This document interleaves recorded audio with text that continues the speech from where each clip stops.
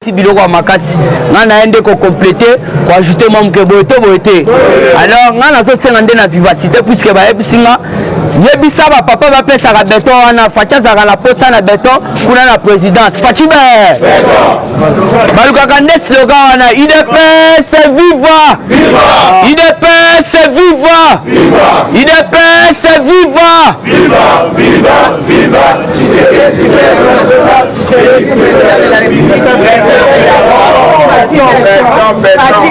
Bonjour. En tout cas, nazana esengo makasi ndengolo nzambe abateli yo abatelinga ndelelo tokutani poto solo makambo ya beton fachi be chilombu be momai be mukishi be le grand esprit be ya yo so zengisa soka te luka musai bo so to tindo la présidence parce que bengana batukuna une du parti a évité slogan o évité mais na ebisaka yo awa ya soko évité landa nde papa ya so zongisa okoye bango au fou au moulin boete na bato zongisa slogan zo tal fachi be chilombu be momai be le grand esprit be mukishi be en tout cas to libeteli biso moko maboko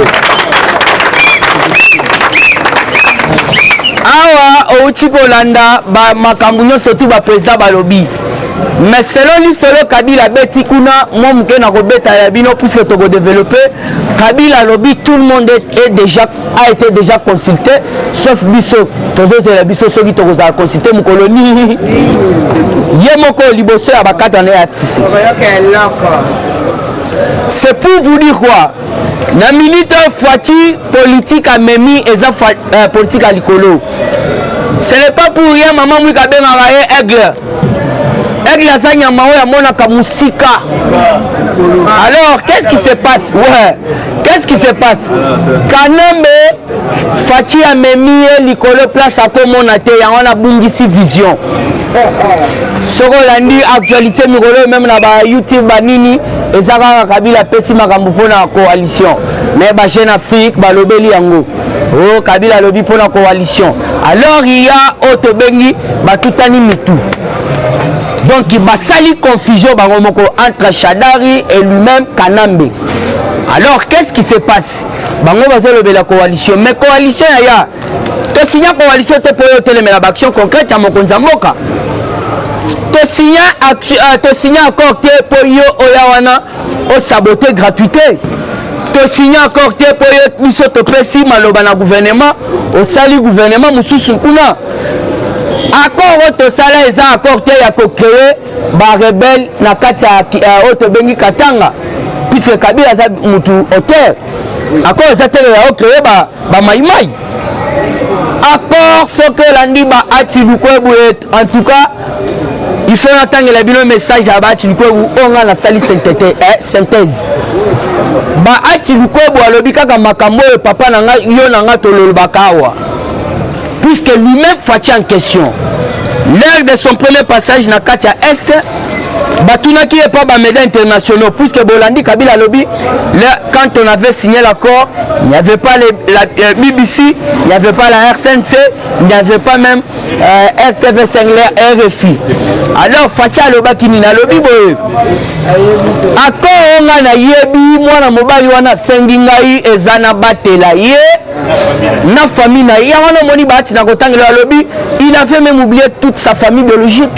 famille politique akendaki kosenga nde protection ya famille na biologique et lui-même na ba entreprise na nde Fati lobby alors je ne sais pas ce qu'accord mususu ezali je les permets de les bondir à la portée de tout le monde batu mususu baye bango c'est ça eux même bati lukwebo sengi alobi on était chers camarades de l'FCC à l'époque on nous a jamais montré la copie que l'accord a été signé avec Tshisekedi signature place Fati abetaka bango kindi munde yangwana il n'y a jamais eu la signature mais yoka bahati puisque bahati donc makambo lobi ezao biso tolobaka bahati lukobo réagit que Kanambe arrête avec la manipulation. Les camarades Shadari avaient déclaré devant le média qu'il était le seul témoin privilégié. Cela veut dire quoi? Otobengi Shadari Mutabaku Siku marqué Kusiku et Salami Kuna Ngam Nabango et puis akosanaki liboma alobi ndenga zawana akobeta si circuit na ye et pas Fachi abukani na béton afandi na calme ndenge zawana bolanda ba déclaration wana te ndenga zawana ye na mokozi na ye et tout en salami boyoka ye alobi que non il était tout seul hein les témoins et encore Félix Antoine Mohamed Moulan quoi ça mais c'est propre oh Signana Kanambe il était tout seul mais yoka Kanambe alobini il y avait 3 états malgré batangi soke Egypte nani mais ngana tirala ko mona fantasifia ata fantasifia et puis aya akena kingaka du jamais vu mais Kabila lobi tozalaki en présence il y a 3 personnes témoins balaki 3 états. Alors qu'est-ce qui s'est passé? Yoka, les camarades Chadar avaient déclaré devant le média qu'il était le seul témoin privilégié. Barati reproche Kanambe de tomber dans la manipulation. Pour Chadar aujourd'hui, vous confirmez la présence des 3 chefs d'État.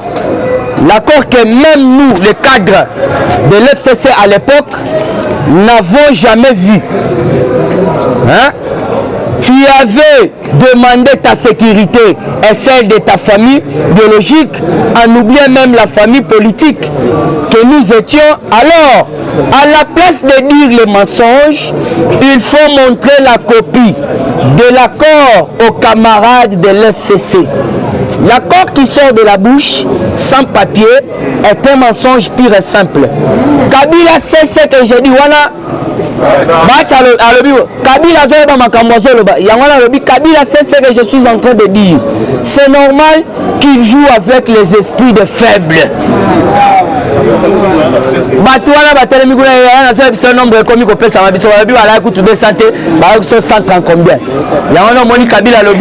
Avant la paix saudite, na 100 000 $. Si bandele li sous royauté. Fallait qu'il signer mendenge za bo ba pesi pe bangote. Ils ont été donc ba kosaki bango. Yango moni Kabila nié moko. Ba salé tout en ana Chadar. Donc l'accord est zaté. Moi na mai Fachi beton alobaki très clair. Alobi Kabila asenga kingai na protéger na famille na ye. Alors qu'est-ce qui se passe? Yo bana de l'arrestation de M. Kanambe. Dans un exemple très typique, dans la zone de Konayo, tu signes l'accord, tu travailles en partenariat. Puisque lui-même, Fachi Alobaki, il est le partenaire privé, partenaire et puis j'aime bien le voir vivre paisiblement. Voilà Félix, il est raté. Alors, Félix a bien mouton à la bongo. À Olivier Ndé.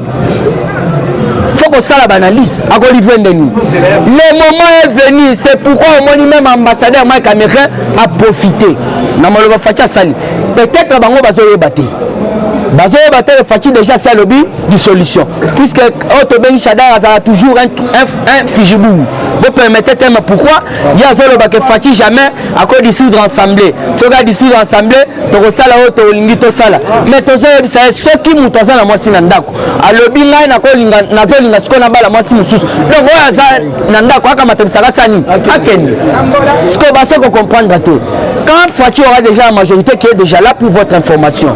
Dès ce moment-là, tu es informateur. Il y a un moment qui m'a caméra lobby, mais c'est Bahati Lukwebo jouera un rôle important dans la consultation.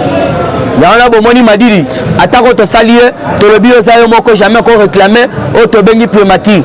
Il y a un moment qui m'a lobby, on a coïté puisque Félix a respecté à Bakorte. Mais même Malobana Kanamba lobby. Les mêmes Malobana Kanamba lobby. Kanamba est bangoni. Alors, on a biso tozana consulter. Il faut que consulter mon colonie. Et puis, Moutouana Sori Boyebik, Yaya, Yoka Solo, Fachibe, Chilombube, Bamamba FCC Batali, M. Polite Kaname Messieurs, à propos de la coalition, qu'est-ce que vous êtes en train de nous expliquer? Expliquez Bissou. Kabila Lobby, nous sommes au point mort. Et je vous demande, Yoka, Fachibe, Kabila ses disciples à propos de la coalition. On est au point mort.